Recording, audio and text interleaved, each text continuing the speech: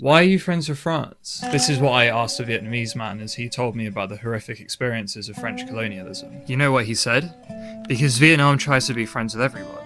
We don't hold grudges, we hold leverage. French businesses are everywhere in Vietnam, in supermarkets, brands, partnerships. In fact, Vietnamese French trade is over $5.5 billion a year now. So why are they friends now? One of the interpretations comes down to how Vietnam sees the world, a culture of forgiving without forgetting and a policy of bamboo diplomacy and non-alignment. Bamboo diplomacy is a metaphor given for how Vietnam conducts its foreign policy with other countries. A sturdy trunk of principles, whilst being able to bend flexibly, like a bamboo tree, holding onto its own integrity, but adapting to the times. This is very much based on how Ho Chi Minh saw the world and cooperating with other countries. That's a pretty big shift. So where did this change come from? One of the main moments was the 1986 Doi Moi reforms, which did a ton of things for Vietnam, like end food rationing, but relevant for this video, it took Vietnam from inwards-facing ideological isolation to pragmatic multilateralism. Basically, it opened up Vietnam and its economy to the rest of the world. Before then, Vietnam was kind of ostracized by the world because of its alignment with the Soviet Union.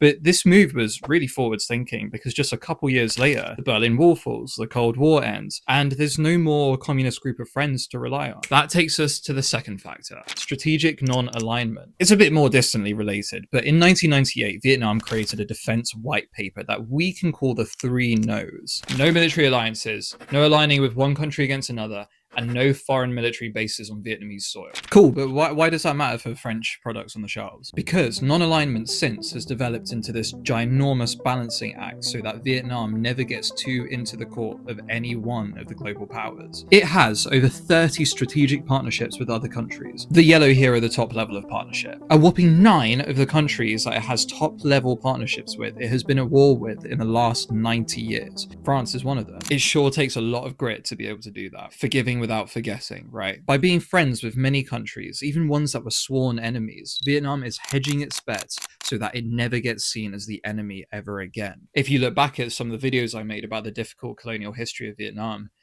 you can see why that's important.